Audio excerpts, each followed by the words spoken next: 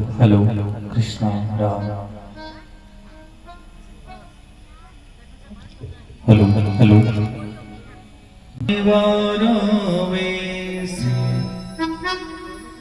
सारा पहले सुमरिए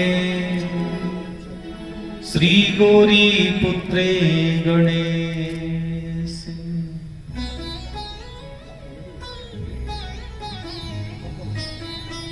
ओम हरि ओम।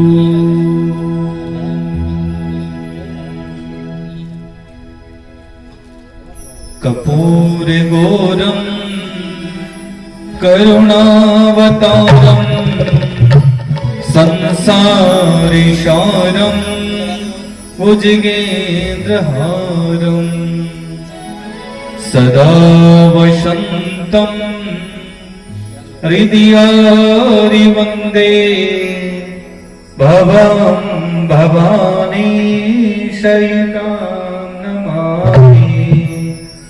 ब्रह्मा मुरारी त्रिपुरान्तिकारी भानु शशिभो मिषुदो बुधस्य गुरु च शुक्रे शनिराहु केतवे सर्वे ग्रह शान्तिकरा भवन्तु। नीलाम्बुजं श्यामलको मिलाबजो सीता समारो विद्वाद भागम प्राणो महासा यचारुचापम नमामि रघुवंशिनाथं हरो हरि। ओम गण गणपतिः नमो नमः सिद्धिविनायक नमो नमः अष्टविनायक नमो नमः गणपति बाप्पा मोरिया।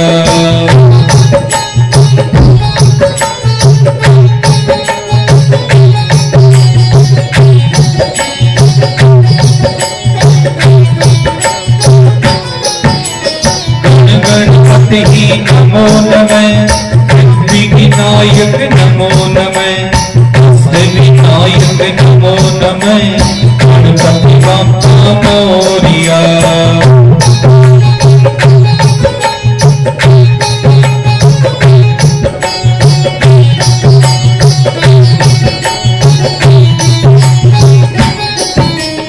अष्टविनायक नमो नमः सिद्धिविनायक नमो नमः सर्वविनायक नमो नमः गणपति बाप्पा मोरिया।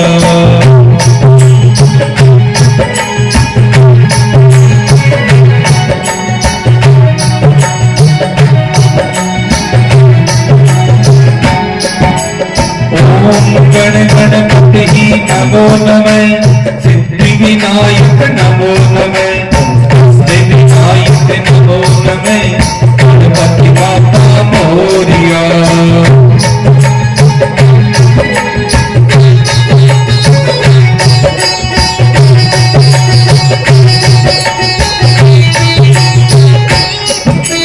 सर्वविनायक नमो नमः सिद्धिविनायक नमो नमः सर्वविनायक नमो नमः गणपति बाप्पा मोरिया। गण गणपतिः नमो नमः सिद्धिविनायक नमो नमः अष्टविनायक नमो नमः गणपति बाप्पा मोरिया।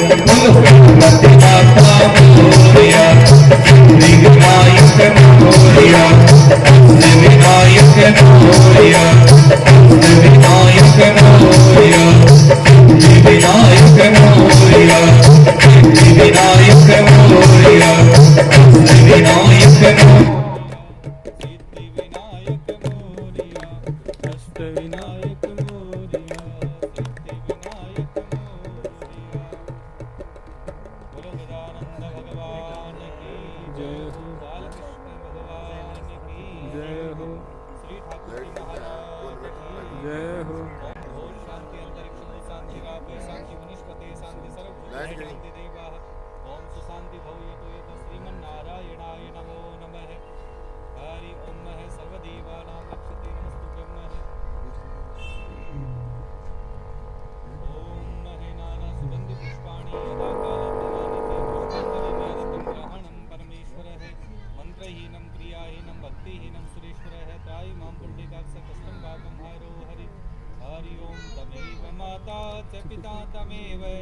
तमेव बन्धु च सखा तमेव तमेव विद्याधर्विणं तमेव तमेव सर्वं मम देव देव हरि ओम राम कया सुखयोपजे कृष्ण कया दुख जाय ध्यान धरो रघुनाथ को कटे पाप अपराध बोलो सियावर रामचंद्र भगवान की जय। ओम भागवती मंत्रम पुष्पांजलि समर्पयामि। श्री राम जय जय राम श्री राम जय जय राम श्री राम जय जय राम श्री राम जय जय राम। बैठने का आसन दे दो। श्री राम जय जय राम श्री राम जय जय राम श्री राम जय जय राम श्री राम जय जय राम श्री राम जय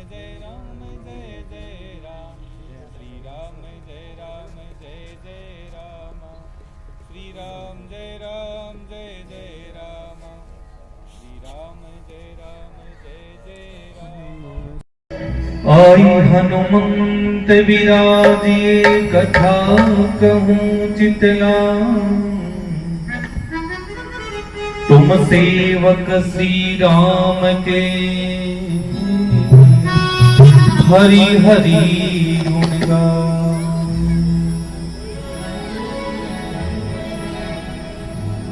गुरु गोविंद दोनों खड़े केला गोपाल बलिहारी गुरु आपने श्री गोविंद दियो बता।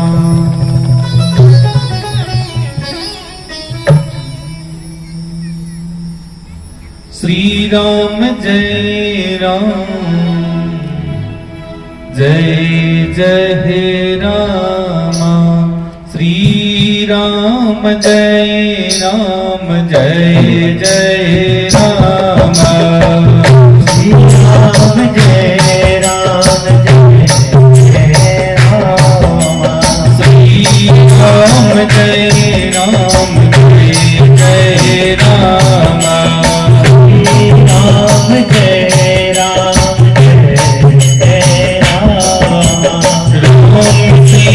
राम भज मन राम राम राम श्री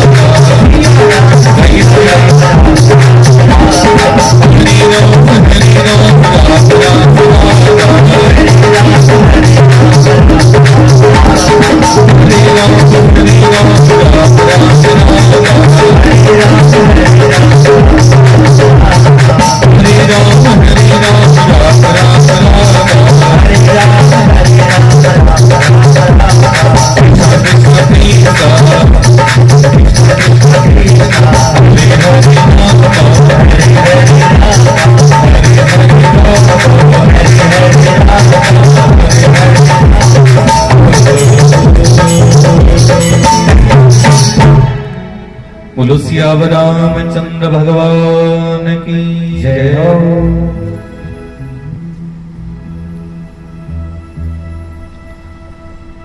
सभी भक्तों को भगवान के इस दिव्य दरबार में जय सिया राम, जय श्री कृष्णा, जय श्री राधे और राम राम। आइए भगवान की राममयी कथा का स्मरण करेंगे।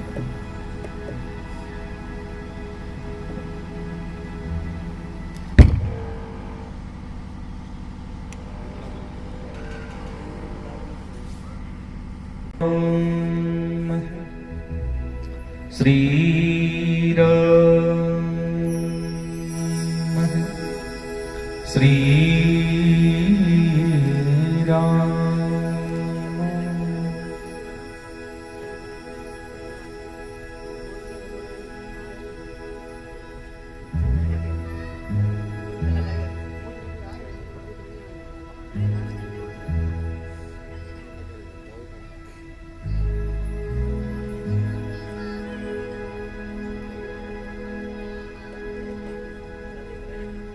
एक समय की बात है,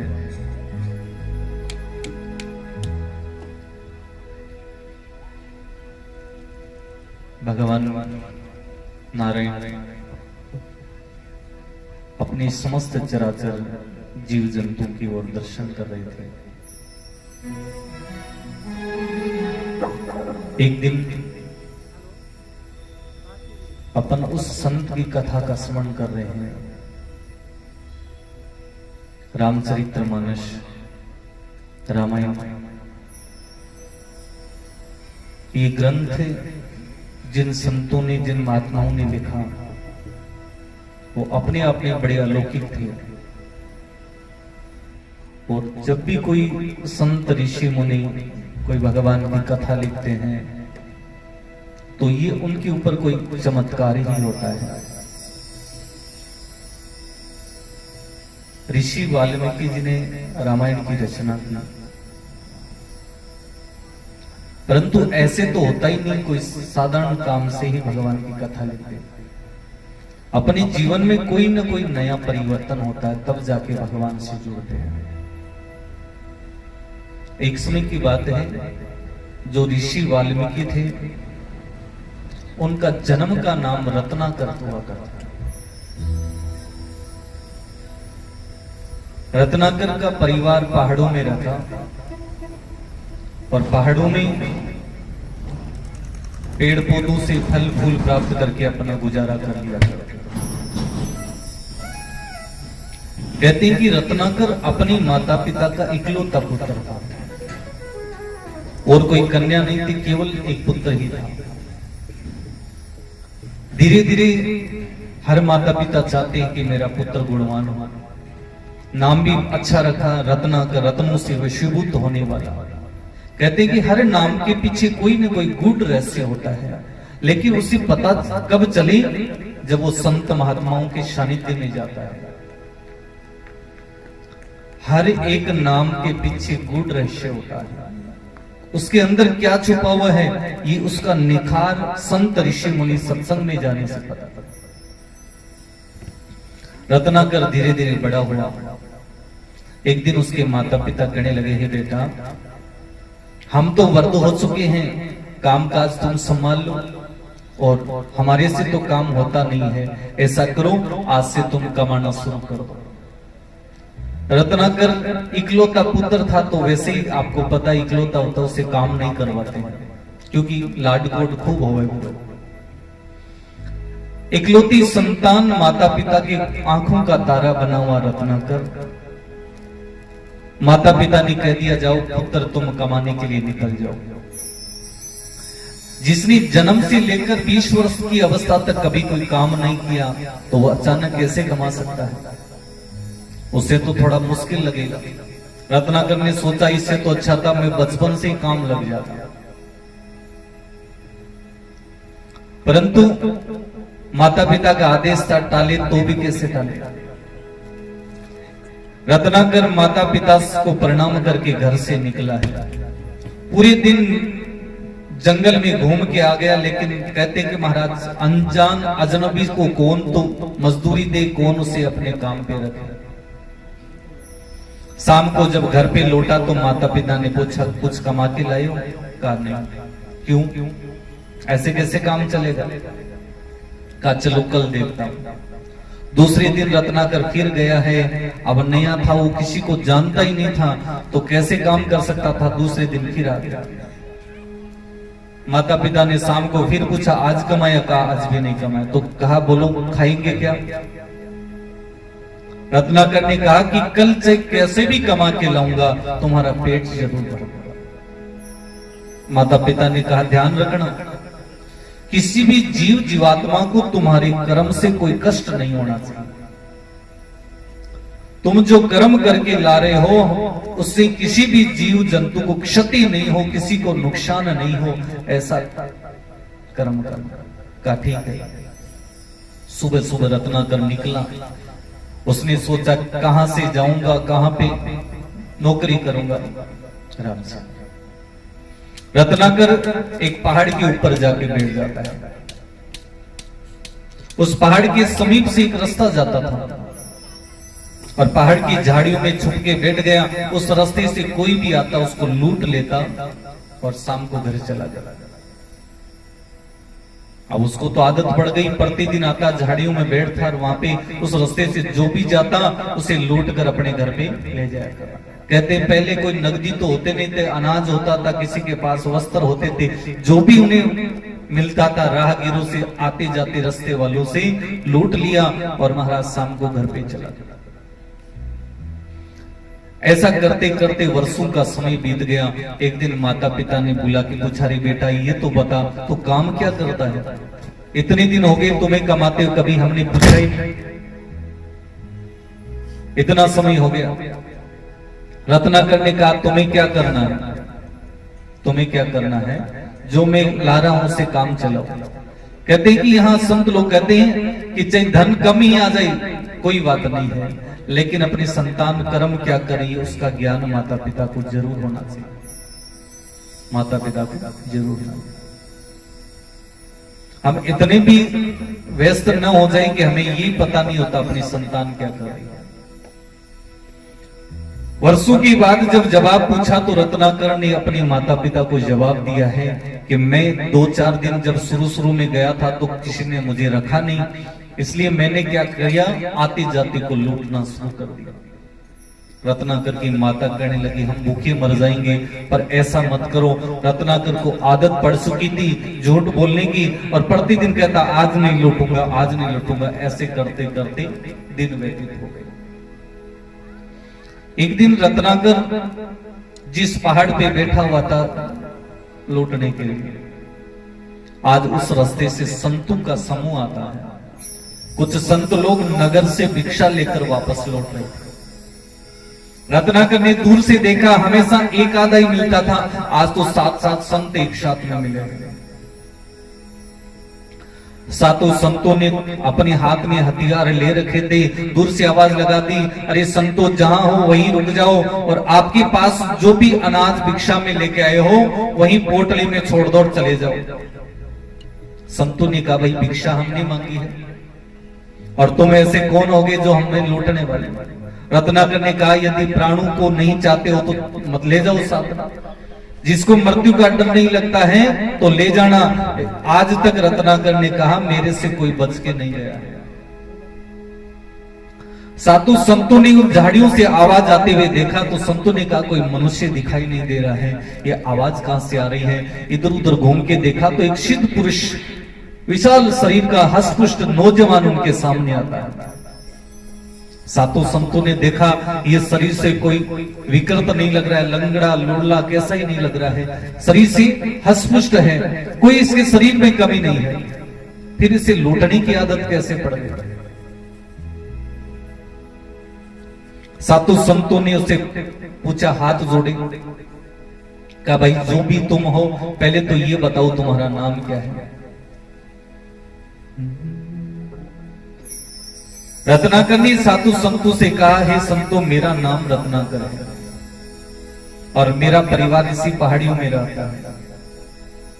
तो कहा ये तुमने लूटना कब से शुरू कर दिया? रत्नाकर ने कहा जब से मैंने जिम्मेदारी संभाली तब से लूट रही हूं। तो साधु संतों ने कहा तुम्हें पाप नहीं लगता? कहा वो क्या होता? तब संत समझ गए कि इसे ज्ञान ही नहीं कि अज्ञान क्या है, पाप क्या है, पुण्य क्या है। सातों संतों ने कहा ये माता पिता के सानिध्य में पालन पोषण नहीं हुआ है, उसे लौकिक ज्ञान नहीं हुआ है। सातों संतों ने कहा मूर्ख, पहले ये तू जाके घर पे पूछ के आना कि जो इतने दिन से मैं लूट के लाता हूं उस धन का जो पाप लगेगा उसके भागी बनोगे कि नहीं बनेगा? रत्नाकर कहने लगा कमाता मैं हूं तो किसी को पूछने की क्या जरूरत है? सातों संतों ने कहा ये तुम अपनी इच्छा से कह रहे हो, जरा उनसे पूछ तो लो। अब रत्नाकर के मन में ये था, इधर से मैं पूछने के लिए गया और पीछे से ये संत निकल गए तो, क्योंकि चोर के मन में तो चोरी जैसा ही विचार होता है। रत्नाकर ने सोचा ये साधु संत मुझे अपनी बातों में लेकर यहां से निकलना चाहते हैं। रत्नाकर कहने लगा मैं तुम्हारे जाल में फंसने वाला हूं। सातों संतों ने कहा, पुत्र तुम्हारा नाम रत्नाकर है और तुम तो भगवान के परम भक्त बन सकते हो, परंतु तुम्हें कैसे समझाएं कि आप हमारे पास जितना भी अनाज है भिक्षा में लेके आए सब ले लो, पर पहले तुम्हें इस बात का ज्ञान तो होना चाहिए कि मैं जो लूट रहा हूं उससे पाप लगेगा। रत्नाकर कहने लगा, कैसे करूं ये तो बताओ। कहा, जाओ पहले घर पे जाके पूछ के आ जाओ कि इतनी दिन में घर से बाहर से जब गया लूट के लाया, जिस धन को सबने खाया है, सबने मौज मस्ती की है, तो ये बताओ उसके पाप के भी भागी बनोगे कि नहीं बनोगे। रत्नाकर ने कहा, पीछे से तुम चले गए तो? कहा, नहीं जाएंगे। क्या भरोसा नहीं जाओगे, कौन देखने के लिए आए? तो कहते हैं साधु संतों के पास और तो कोई जवाब था नहीं। संत किसे कहते हैं? त्याग करना। साधु संतों ने कहा, हे रत्नाकर ऐसा करो, इस पेड़ के पास हम खड़े हो जाते हैं और हम सातों को इस पेड़ के बांध दो। अब रत्नाकर दुष्ट तो दुष्ट जैसी बातें करेगा। उसने क्या सोचा, क्या पता किसी का एक पैर बाहर रह गया और वो पैर से हिलाकर खुला के चले गए तो साधु संतों ने कहा, चलो कोई बात नहीं, ये तुम्हें विचार अच्छा नहीं लगता है तो हम ऐसा कर दें, अपने शरीर के वस्त्र उतार कर तुम्हें दे देते हैं। रत्नाकर ने कहा, वस्त्र तो पहने रहो, पहले ये अनाज वाली पोटली तो दे दो। कहा, ये बाद में ले जाना। कहा, जाओ ये अनाज यहीं पड़ा है। हम अपने शरीर के सातों संतों ने वस्त्र उतार दिए, उतार कर पोटली बांधकर रत्नाकर को दे दिए। कहा, जाओ अब ये वस्त्र साथ में ले जाओ और अपनी माता पिता को जाके परिवार के लोगों से जाकर चर्चा करना कि मैं जो इतने दिन से कर्म करके आ रहा हूं उससे उस पाप की भागी बनोगी कि नहीं बनोगी। कहते हैं रत्नाकर ऐसा लुटेरा बना हुआ था, साधु संतों को नग्न कर दिया, फिर भी महाराज उनके वस्त्र लेकर अपने माता पिता की ओर लौट पड़ा। हमेशा संध्या होने के बाद जाता था, लेकिन आज तो रत्नाकर दोपहर में घर पे चला गया। जाते ही पहले माँ मिल गई। माता ने कहा, बेटा क्या बात हो गई, कमाने की आदत नहीं, आज जल्दी कैसे आ गई? पिता ने कहा, क्या हुआ? पत्नी पूछ रही, महाराज हमेशा शाम को आते थे, आज इतनी जल्दी कैसे आ गए? रत्नाकर ने सबको बुलाया है, परिवार के सब सदस्यों को बाल बच्चों सहित बुलाकर अपने सामने बिठा लिया और पोटली सामने धर दी। सब प्रसन्न हो गए। पोटली को खुल देखा हुआ भरा हुआ और सातों परिवार के सदस्य सोच रहे थे आज तो खूब धन लाए हैं, इसलिए बिठाकर सबको हिस्से का थोड़ा थोड़ा सबको देंगे। आज पत्नी पूछ रही कि अजी महाराज बताओ तो सही, मेरे लिए क्या लाए हो? माता कह रही है, बेटा मेरे लिए क्या लाया है? पिताजी अलग कह रहे हैं, बच्चे अलग कह रहे हैं, नाते रिश्तेदार सब अलग कर रहे हैं। रत्नाकर ने कहा, आज तक जितना कमाया था उसका संपूर्ण धन इसमें है। अब वो कैसा है? सबने कहा तो चलो थोड़ा थोड़ा बांट दो। रत्नाकर ने कहा, ये बांट तो देता हूं पर लोगे कि नहीं लोगे आपको क्या भरोसा। रत्नाकर ने कहा कि ये बताओ इतने दिन जो पाप से कमा के धन लाया था उसका पाप का ही ये पोटला भरा हुआ है, इसको कौन कौन कितना कितना लेना चाहते हैं उसमें से ले लो।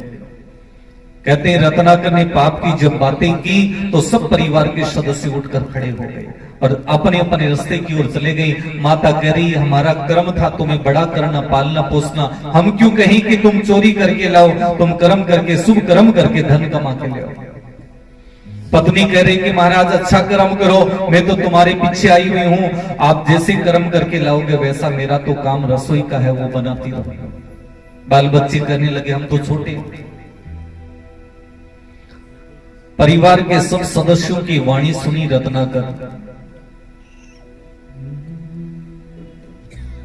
वाणी सुने मने धीरज नाही, अंतर पटे के ग्लानि रहो।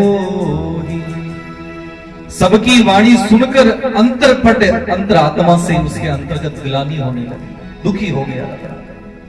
और रत्नाकर समझ गया कि उन संतों ने कितना बड़ा त्याग किया। मैं पहली बार उनसे जब मिला तो एक साथ उन्होंने मुझ पर इतनी बड़ी कृपा कर दी, मुझे ज्ञान कराने के लिए अपने शरीर के वस्त्र उतार के दे दिए। और रत्नाकर कह रहा कि एक तरफ में पूरे जीवन का धन लाके दे दिया, लेकिन किसी ने हाथ तक नहीं की कि हम तुम्हारे इस पाप के भागी बने। रत्नाकर ने वो पोटली हाथ में ली है। कहते हैं कि जब घर में आया था रत्नाकर तो प्रसन्न होके आया था, और आज जब घर से वापस निकला रत्नाकर तो रोता हुआ निकला, व्याकुल है, निराश हो रहा है। और उसके मन में जो संतों के प्रति दया जगी है, और रत्नाकर अंदर ही अंदर से भगवान से प्रार्थना करने लगा, हे प्रभु, हे नारायण, आज मैंने तुच्छ स्वार्थ के लिए संतों के वस्त्र उतार दिए और मेरे परिवार के लोग मेरे साथ नहीं हुए। रत्नाकर रोता बिलखता साधु संतों के समीप पहुंचा है, लेकिन दूर खड़ा हो गया। साधु संतों ने कहा, मूर्ख, कुछ बोल तो सही, क्या हुआ, तुम बोलते ही नहीं, रो रहे हो।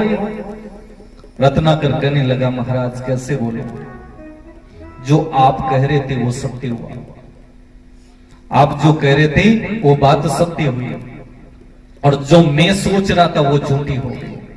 रत्नाकर कहने लगा, हे दीनानाथ, हे ऋषिवर, अब ये बताइए कि मैं इन हाथों से तुम्हारा उपकार कैसे कर सकूं। जो रत्नाकर अपनी बल शक्ति ऐश्वर्य की दिखाया करता था, सातों संतों का आज उसके ऊपर संगम ऐसा हुआ, सातों संतों का योग ऐसा बना कि महाराज उन संतों के चरणों में गिड़गिड़ाने लगा है। सातों संतों को अपने शरीर हाथों से वस्त्र पहनाए और वस्त्र पहना के रत्नाकर उनके चरणों को पकड़ के बैठ जाता है। जबकि यहां कोई नाम दीक्षा नहीं दी गई है, न कोई उपहार दिया गया है, केवल शब्दों की शिक्षा थी, शब्दों का उपहार था। रत्नाकर उन संतों से कहने लगा, हे दीनानाथ, हे ऋषिवर, इतनी दिनों तक मैंने इतना पाप किया है, अब ये बताओ उससे मुक्त कैसे हो, इससे बचने का कोई उपाय है तो अति शीघ्र बताइए। सातु संत कहने लगे, हे पुत्र, आप ऐसा करें। कहा, महाराज क्या करना चाहिए। सातों संतों ने कहा, चलो तुम्हें भगवान का, राम जी के नाम का स्मरण करना है। रत्नाकर कहने लगा, हे ऋषिवर, आप भी क्या भली बात करते हो, अरे मैं तुच्छ प्राणी रात दिन मारने काटने की बातें कर रहा था, मैं राम जी का नाम कैसे ले सकता हूं। मेरे मुख से तो मरा और मारने का दो ही नाम निकलते थे। जब से मैं समझदार हुआ हूं तब से मरा मरा राम सब तो निकला ही। सातों संतों ने आशीर्वाद दिया उसे, हे रत्नाकर, जाओ हम तुम्हें वरदान देते हैं कि एक संत एक वरदान देंगे तो 7 संत 7 वरदान होंगे। और सातों संतों ने कहा, तुम यदि 7 बार मरा मरा शब्द भी बोलोगे तो 7वीं बार में किसमें हो जाएगा, राम राम राम। रत्नाकर ने कहा, महाराज इतनी कृपा हो सकती, कहां जरूर हो सकती है। रत्नाकर ने उसी समय संतों के सामने बोलना शुरू किया, राम राम राम राम राम राम राम। सातों संत कहने लगे, बड़े आनंद से बोल रहे हो। और संत कहने लगे, हे रत्नाकर, यदि तुम अपना उद्धार चाहते हो, अपना भला चाहते हो तो यहीं इस जंगल में बैठ जाओ और इस मरा शब्द का उच्चारण कर लो, क्योंकि कहते महाराज शब्द की बड़ी महत्ता है। प्रतिदिन कोई झगड़ने वाला प्राणी अपने परिवार में होता है तो कोई उसका बुरा नहीं मानता कि इसके तो आदत पड़ी हुई है। और यदि कभी कभार ही कोई अपशब्द बोलता है तो उसे लोग सब अटपटा समझते कि क्या हुआ, आज क्या हो गया। हमेशा कोई गाली निकालने वाला होता है तो उसका बुरा नहीं मानता कि उससे आदत पड़ी है, लेकिन कभी कभी निकालता तो उस पर गौर करते क्या बात हुई, कोई बड़ी त्रुटि हो गई। तो सातों संतों के आशीर्वाद से रत्नाकर ने मरा शब्द उच्चारण किया और उस जंगल में बैठकर राम राम राम राम शब्द बोले। संत उस रत्नाकर को उस जंगल में आशीर्वाद दे के चले जाते हैं। वर्षों के बाद जब वापस लौट के आते हैं तो वह लुटेरा जो रत्नाकर था अपनी जगह से हिला नहीं, उसी जगह बैठा रहा और मरा शब्द का उच्चारण करने लगा था। और जब संत वर्षों के बाद लौट कर आए उस जंगल के अंतर्गत तो वो एकदम से सुगंधित पुष्पों वाला और महाराज ऐसा आनंदित रमण करने वाला उद्यान बन चुका था और उसकी पत्ती पत्ती से राम शब्द का उच्चारण हो रहा था। श्री राम जय जय राम, श्री राम जय जय राम, श्री राम जय जय राम, श्री राम जय जय राम, जय राम जय राम जय जय राम, श्री राम जय राम जय जय राम, श्री राम जय राम जय जय राम, श्री राम जय राम जय जय राम, श्री राम जय राम जय जय राम, श्री राम जय राम जय जय राम,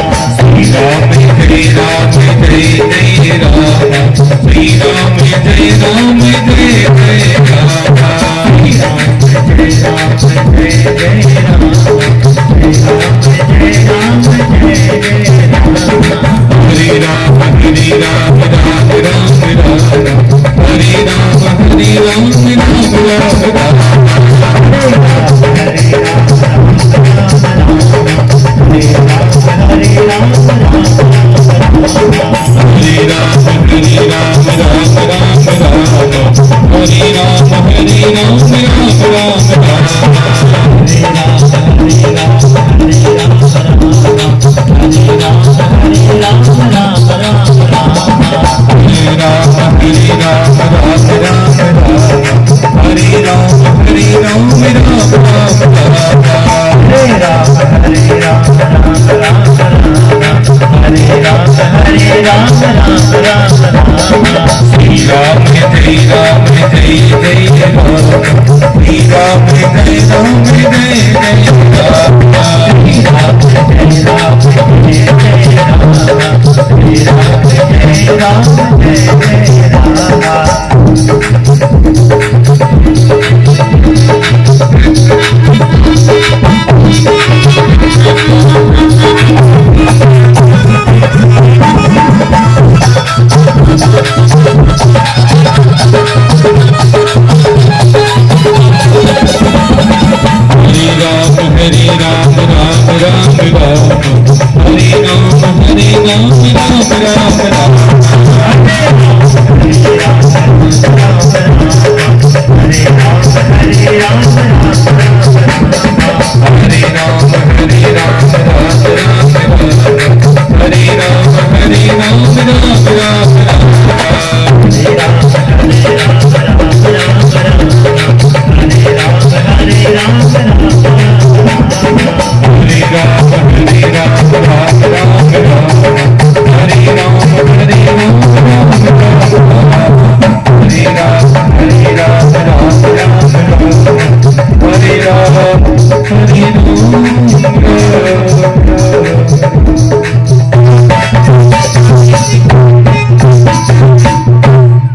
सियावर रामचंद्र भगवान की जय हो।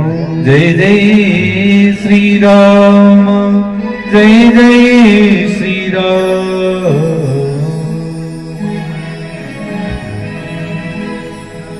सातों संतों ने उस जंगल में देखा है, कहीं कोई मनुष्य दिखाई नहीं दे रहा, लेकिन परंतु उस जंगल के अंदर श्री राम जय राम जय जय, श्री राम जय राम जय। घूम के देखा तो एक टीला बना हुआ था। रत्नाकर जो वर्षों से पहले संत बिठा कर गए थे, उसके शरीर के ऊपर मिट्टी का ढेर लग गया और नाक से जिधर से श्वास लेता था उसके अंदर से श्वास श्वास में सुमरण तेरा राम राम हरि राम राम। सातों संतों ने देखा यहां कोई दिव्य शक्ति हो सकती है। संतों को याद आया वर्षों पहले एक लुटेरा यहां मिला था, कहीं उसका तो चमत्कार था। उसी छेद के अंदर से देखा तो एक संत की दिव्य दृष्टि दिखाई दी। साधु संतों ने प्रभु से कृपा की, हे प्रभु, हे राम, हे राम, हे राम, हे राम। रत्नाकर के ऊपर से मिट्टी का ढेर हटाया है और दिव्य स्वरूप प्रकट हुआ। साधु संतों ने उस सिद्ध पुरुष को प्रणाम किया है और कहा, हे सिद्ध पुरुष, आज से हम तुम्हारा नाम ऋषि वाल्मीकि देते हैं। रत्नाकर धन्य हो गया और ऋषि वाल्मीकि के नाम से पूजित हो जाता है।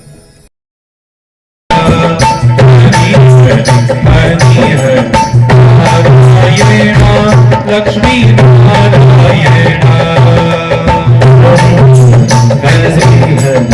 नारायण लक्ष्मी नारायण लक्ष्मी नारायण विष्णु नारायण लक्ष्मी नारायण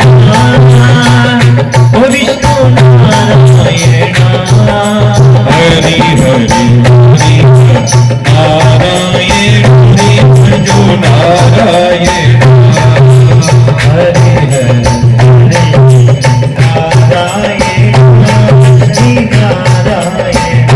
स्वामी नारायण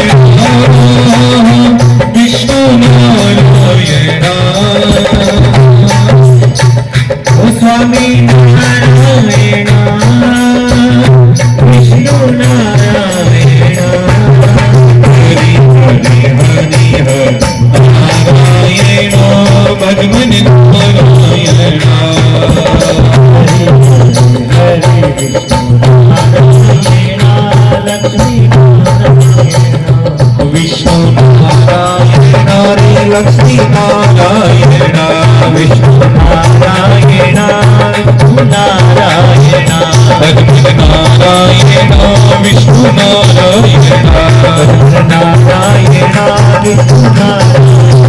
बोलो नारायण हरि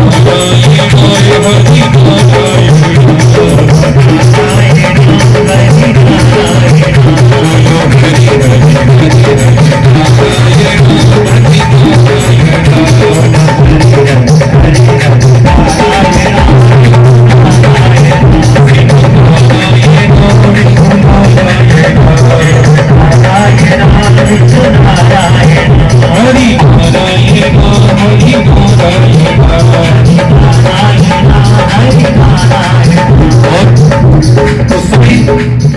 पार्वती को भगवान शंकर कथा सुना रहे थे और पार्वती को बोला कि साथ साथ में हुंकारे लगाना है।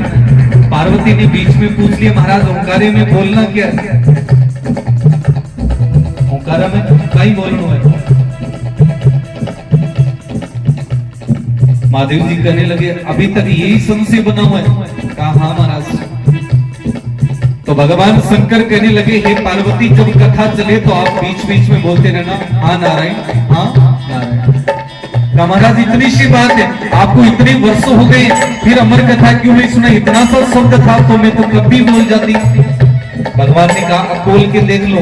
और पार्वती इधर से हाँ नारायण बोलना शुरू करते हैं।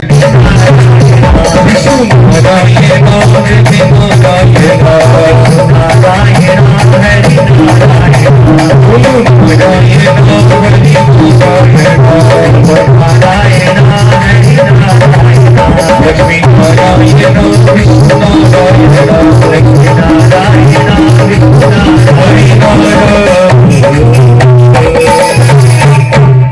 बोलो सच्चिदानंद भगवान की जय हो। भगवान शंकर पार्वती को कथा सुना रहे कि पार्वती, एक समय की बात है, पार्वती कहने लगे, हाँ नारायण, हाँ नारायण, हाँ नारायण। अब हुंकारा कितनी देर लगा सका? एक दो हुंकारा लगाया पार्वती और उससे नींद आने लगी। तो जैसे जैसे पार्वती को नींद आने लगी तो पार्वती, क्योंकि चोर, अभी भी बोला था मैंने कि चोर होता उसके मन में ऐसा ही होता, सब चोर है। चुगलखोर होता उसे ऐसा लगता सभी चुगलखोर है। तो पार्वती ने सोचा, मुझे नींद आ रही तो महादेव जी को भी नींद आ रही होगी। अब पार्वती ने धीरे से आंखें खोल के देखी, महादेव जी ने आंखें बंद कर रखी थी। श्री नारायण, श्री नारायण, श्री नारायण। पार्वती ने सोचा, भगवान तो नींद ले रहे। मैं ही पीछे रह गई। पार्वती ने क्या किया, भगवान शंकर तो आंखें बंद करके पार्वती को कथा सुना रहे हैं और पार्वती, और वैसे तो ग्रंथों में ये तो बड़ा अलौकिक होता है। गुरु बिन माला फेरता गुरु बिन करता दान, गुरु बिन दान हराम है भई कहता वेद पुराण।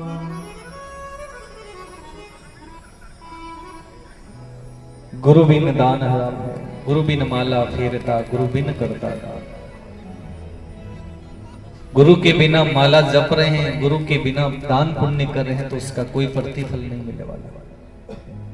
आइए सब अपने अपने गुरु का वंदन कीजिए।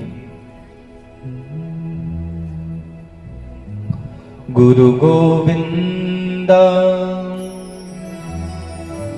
गुरु गोपाला,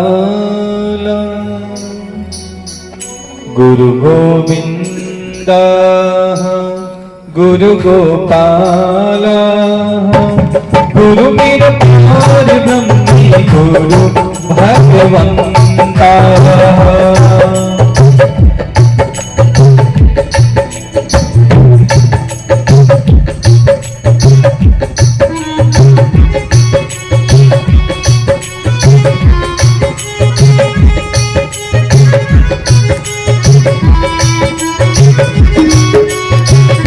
गुरु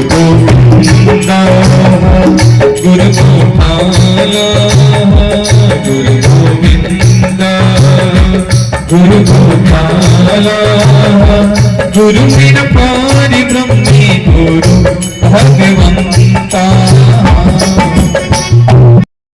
इस समय आप मुझे भगवान राम जी की कथा सुना रहे हैं, इसलिए पार्वती ने कहा इससे अच्छा और गुरु कौन हो सकता है।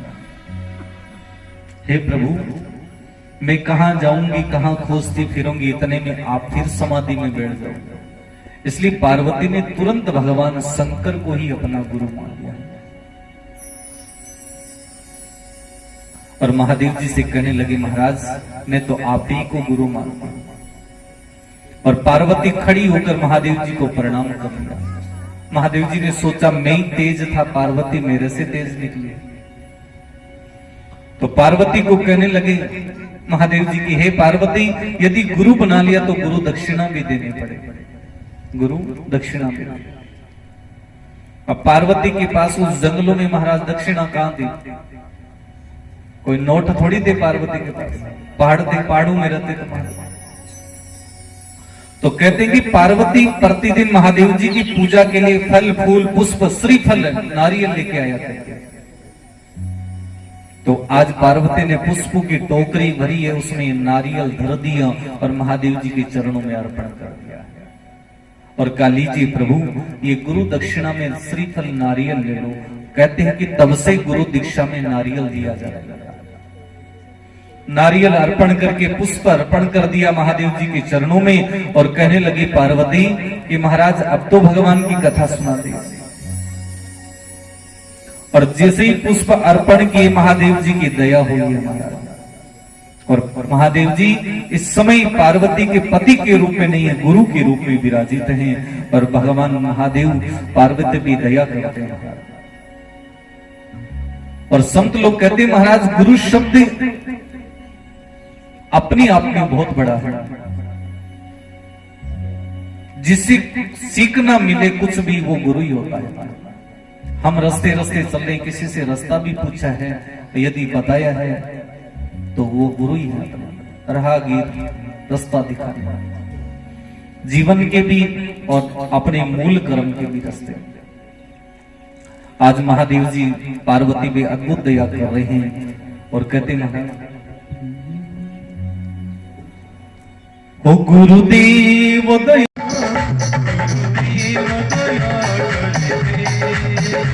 मुझको अपना लेना, ओ गुरुदेव दया करके मुझको अपना लेना। भी वो दया करके मुझको अपना लेना। गुरुदेव दया करके मुझको अपना लेना, मुझको अपना लेना। बोलो शंकर भगवान की। पार्वती भगवान शंकर के चरणों में विराजित है। आज दोनों हाथों से प्रणाम किया पार्वती। हमेशा महादेव जी को एक हाथ से प्रणाम करते, आज साष्टांग प्रणाम किया है। महादेव जी के चरणों तक पहुंचकर उनको प्रणाम किया। और प्रणाम करने के बाद पार्वती कहने लगी, हे प्रभु, अब तो भगवान की कथा सुना दे। तो भगवान शंकर अब भी एक बात और कर रहे हैं, पार्वती, कहीं तुम्हारे मन में कोई संशय है तो कथा मत सुनना। पार्वती कहने लगी, महाराज, जब से आपकी उस राम राम की चर्चा सुनी है तब से मेरी आत्मा में जिज्ञासा जग रही है।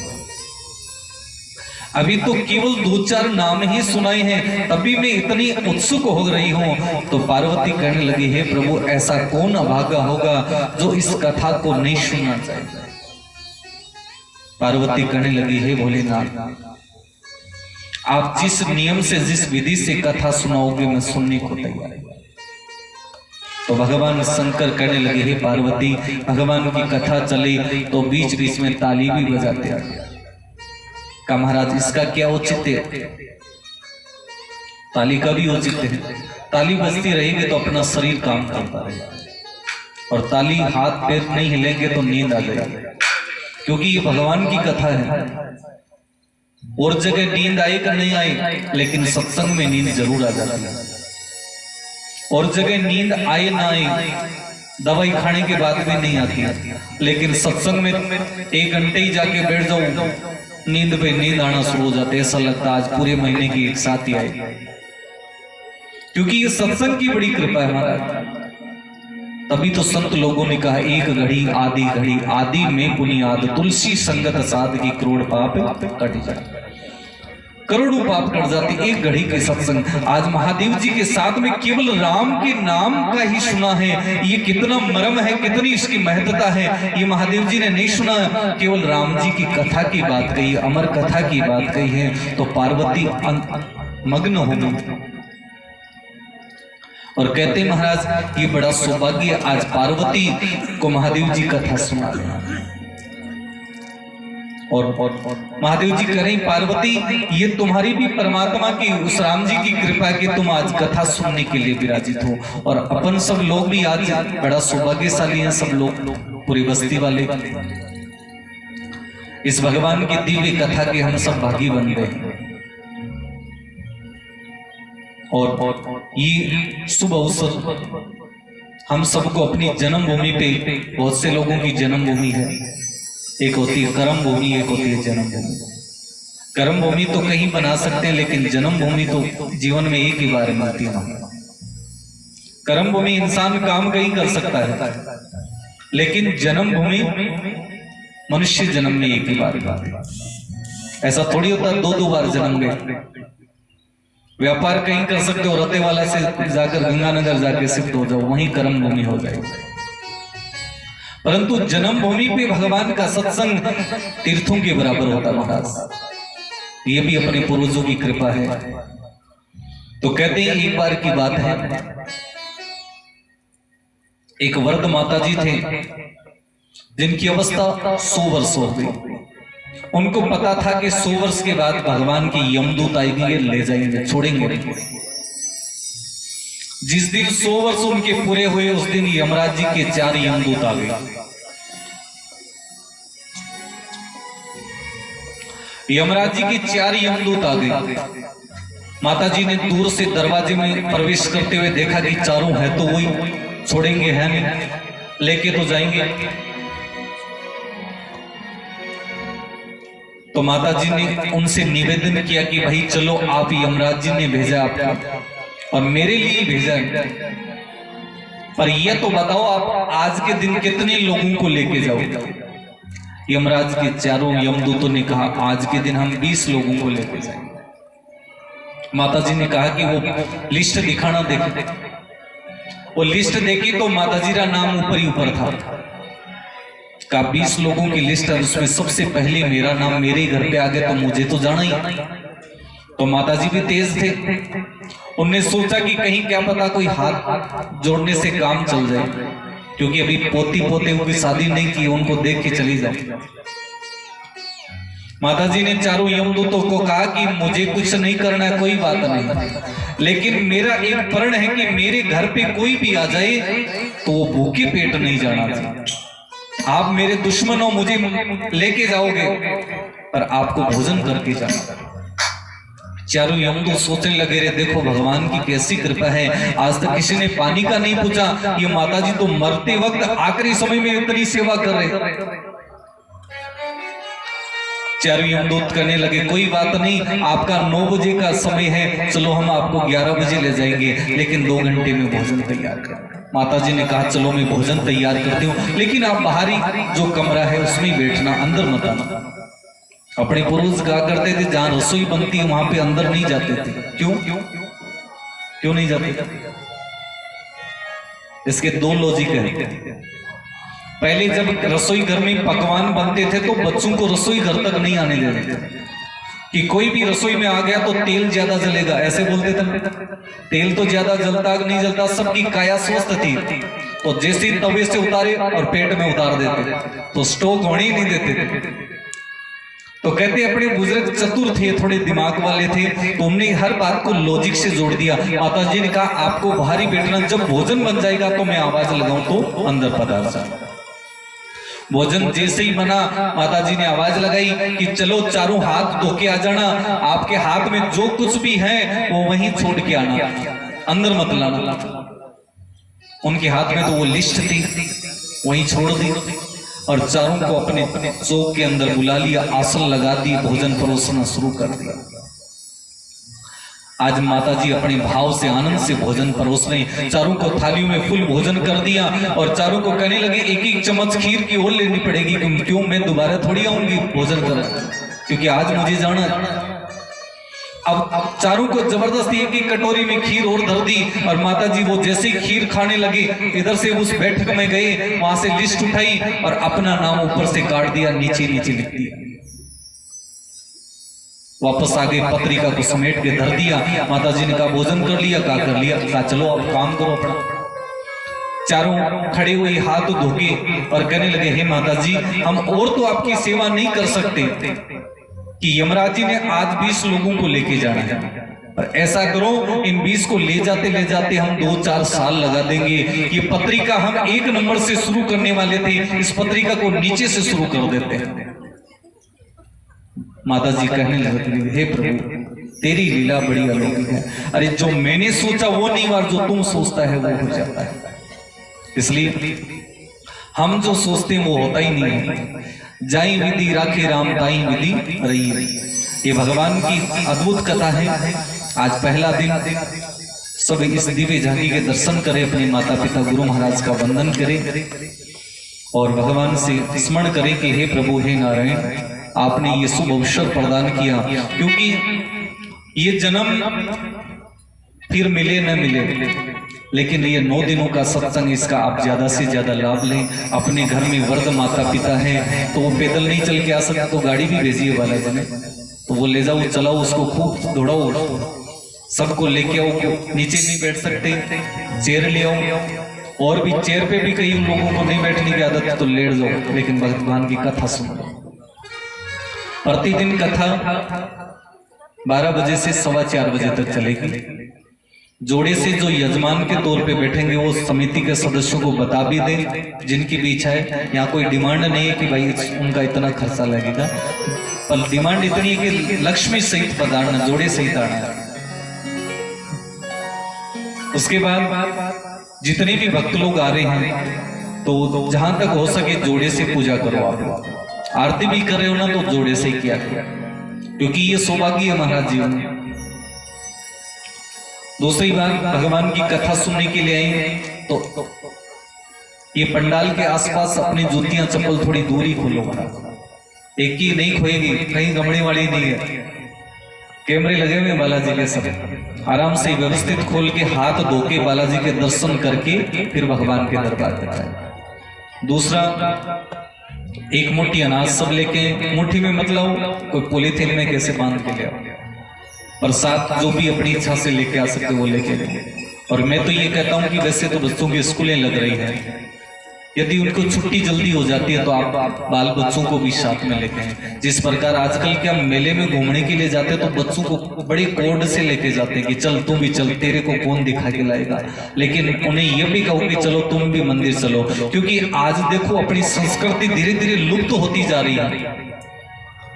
मंदिर जाने के लिए बच्चों को कहना मुंह फुल जाएगा उनका, और मार्केट में जाने के लिए रात को 11 बजे बोल दो आप लोग तैयार हो जाएंगे तुरंत, क्योंकि हमने वो रास्ता पकड़वाया ही नहीं है। इसलिए आप धीरे धीरे अपनी संस्कृति, अपने धर्म की ओर जोड़िए और अपने श्री राम भगवान की ऐसी कथाओं का स्मरण कराइए, क्योंकि राम जी की कथा सुनेंगे तो राम जी जैसे पुत्र होंगे, लक्ष्मण जैसा भाई होगा, भरत जैसा भाई होगा, हनुमान जी जैसा दास होगा, माता सीता जैसी पत्नी मिलेगी, और कौशल्या सुमित्रा जैसी माता मिलेगी, कैकेयी जैसी माता।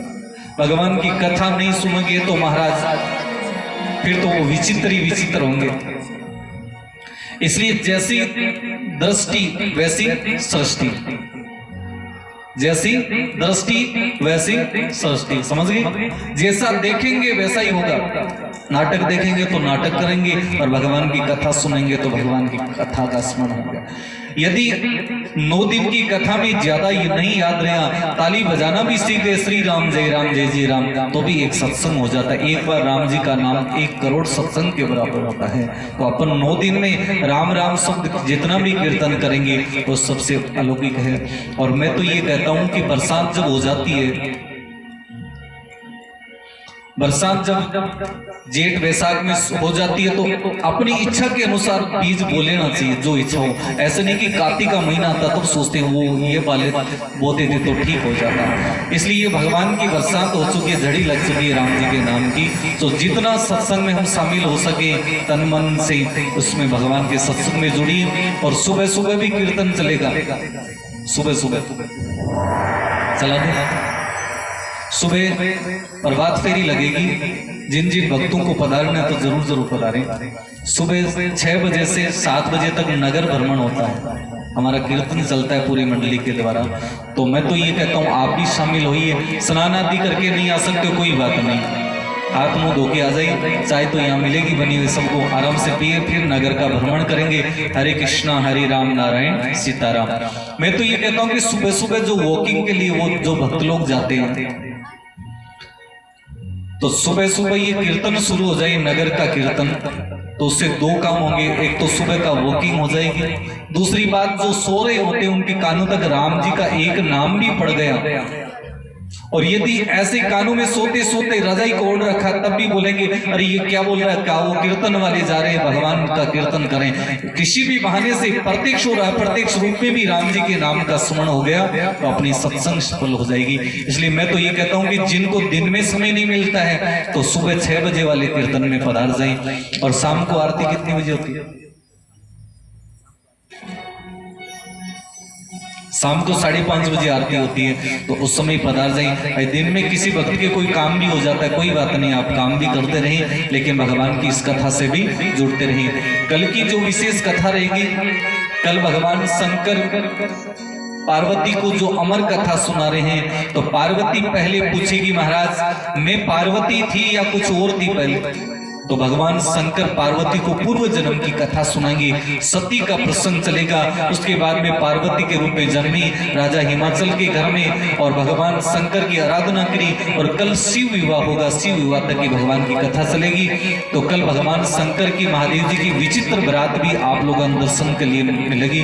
तो सब लोग भगवान की बारात में भी बराती बन के पधारना है।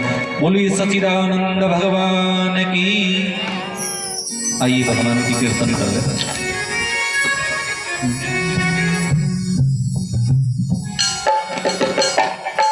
हरे राम राम राम हरे हरे, हरे राम राम राम हरे हरे, हरे राम हरे राम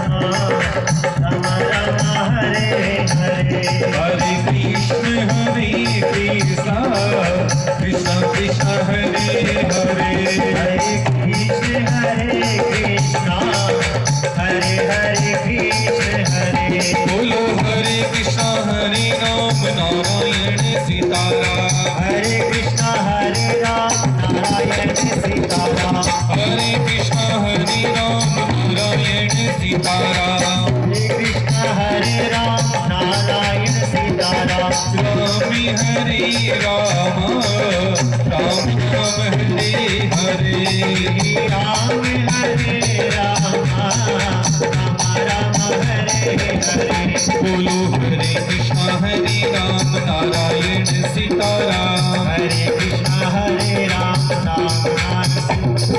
हरे कृष्णा हरे राम नारायण सीताराम हरे कृष्णा हरे राम नारायण सीताराम रामी हरे राम राम राम हरे हरे श्री राम हरे राम राम राम हरे हरे बोलो राम राम हरे हरे हरे हरे बोलो राम राम हरे हरे बोलो राम राम हरे हरे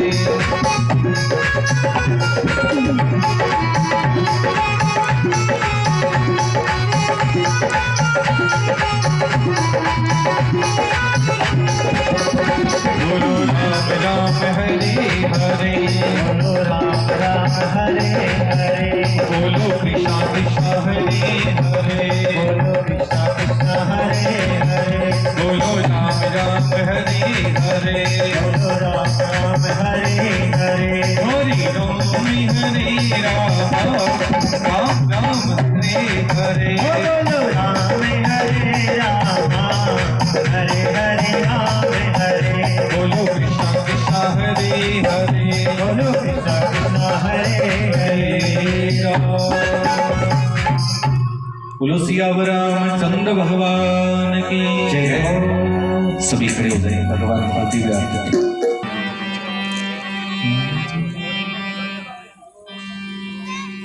हेलो हेलो हरि ओम कपूर गौरम करुणावतारम संसारि सारं भुजगेन्द्रहारं सदा वसन्तं हृदयार्य वन्दे भवं भवानी सहितं नमामि ब्रह्मा मुरारीत पुरंतकारी भानु शशिमुमेशुरो बुधस्से गुरु च शुक्रे शनि राहु केतवे सर्वे ग्रहा शान्तिकराः भवन्तु। आइए बड़े भाव से जय जगदीश हरे स्वामी जय जगदीश हरे ओ स्वामी जय जगदीश हरे भक्ति जनों के संकट ओ दास जनों के संकट में दूर करे ओम जय जगदीश हरे जय जगदीश हरे ओ प्रभु जय जगदीश हरे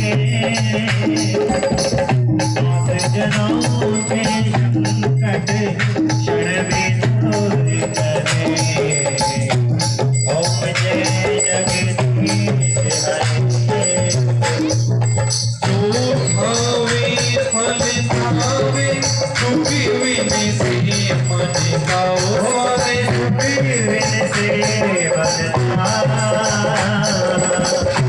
संपत्ति भरी आवे सुख संपत्ति घर आवे कष्ट बीते तनिक ओम जय जगदीश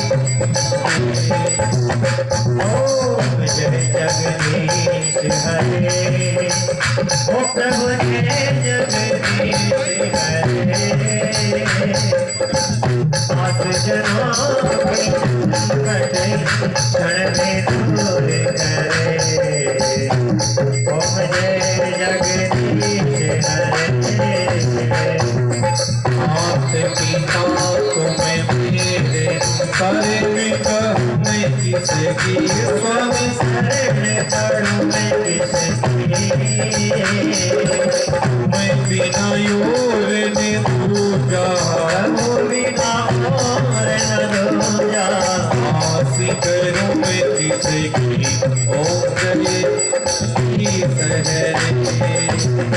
तुम्हें पूजने परिमात्मा तुम्हें अंतर्यामी वो स्वामी तुम्हें अंतर्यामी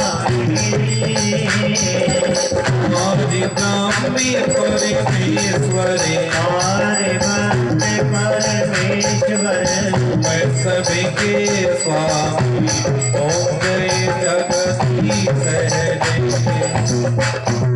तुम्हें करुणा के सागर तुम्हें पालन करता हो स्वामी तुम्हें पालन करता मुहूर्ति फल धामी फल पावे पागनो भरता ओम जय जगदीश तुम्हें हो एक गोचर सबके प्राण पते वो स्वामी सबके प्राण पति जय विधि मिलो हृदयालो जिस विध मिलो दयालो मैं को मेरे को बती ओम जय जगदीश दीप बांधू तुम्हें हरिता तुम्हें ठाकुरी मेरी स्वामी तुम्हें ठाकुर मेरे अपनी हाथी उठाओ अपने हाथ उठाओ हरि पराते ओम जय जगदीश विषय विकार मिटाओ पापी हरो देवा स्वामी कष्टी हरो देवा हरिका भक्ति बढ़ाओ सरिता भक्ति बढ़ाओ तेरी सेवा ओम जय जगदीश मन दाने मोरे लक्ष्मी सब कुछ है तेरा स्वामी सब कुछ है तेरा तुझको हरे पड़े तेरा तुझको अर्पण लागे मेरा ओम जय जगदीश आप हो नाथन अविचल अविनाशी ओ प्रभु अविकल विनाशी हम सब शरण तुम्हारी हम सब चरण तुम्हारे काटो युग तारी ओम जगदीश श्याम सुंदर जी की आरती जो कोई तुझे गावे यारा पापी पैरा जावे यारी हरी लक्ष्मी आवे वारी भगवती जी हुई जावे यारा पाल कृष्ण पावे पहले नदी स्वामी अतिथि भोला नदी स्वामी सुख समृद्धि पावे ओम जगदीश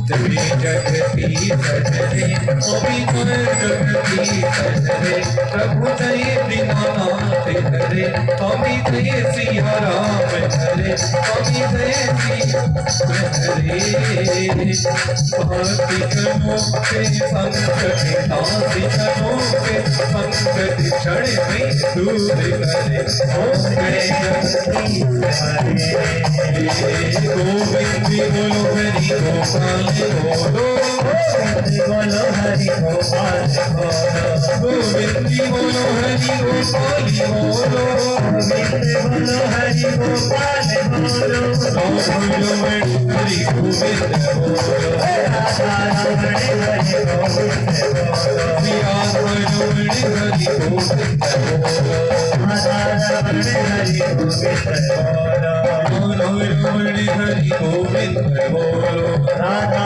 रमण हरि गोविंद राम राम राम सिया राम राम राम राधा राम राम सीता राम राम राम हरि राम राम राम सीता राम राम राम सीता राम राम राम हरि राम राम हरि राम राम राम सीता राम राम राधा राम राम सीता राम राम सीता राम राम राम राधा राम राम हरे राम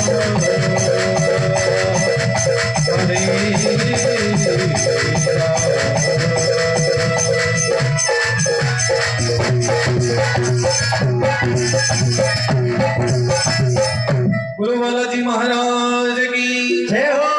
ओम जलेन शीतलेन धौ शांति अंतरिक्षो शांति आप शांति वनस्पति शांति सर्वभूतेषु शांति देव ओ छंटा लग गया नीर का पाप गया शरीर का छंटा नीर का पाप गया शरीर का छंटा लग गया केसर का नाम ले हो परमेश्वर का नाम लियो परमेश्वर का छंटा लग गया पानी का नाम ले हो रतरानी का छाटा लगा पानी का नाम लियो रानी का छंटा लग गया चंदन का नाम ले हो रघुनंदन का छाटा लगा चंदन का नाम लियो रघुनंदन का छंटा लग गया बसवी का नाम ले हो मां लक्ष्मी का छाटा लगा बसवी का नाम लियो मां लक्ष्मी का छंटा लग गया बसवी का नाम ले हो मां लक्ष्मी का छाटा लगा बसवी का नाम लियो मां लक्ष्मी का नाम ले हो नारायण का नाम ले हो नारायण का नाम लियो नारायण का नाम लियो नारायण का नाम ले हो नारायण का नाम ले हो नारायण का नाम ले हो नारायण का नाम लियो नारायण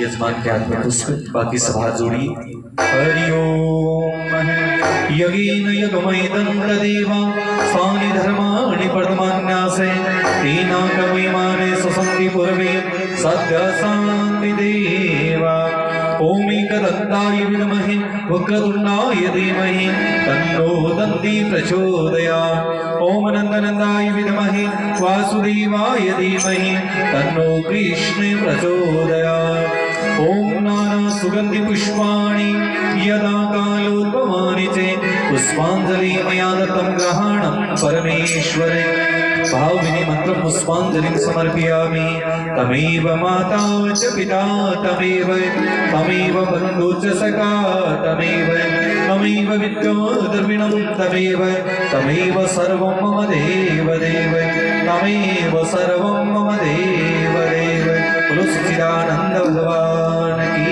जय हो। एक माला गजाई जगह हाँ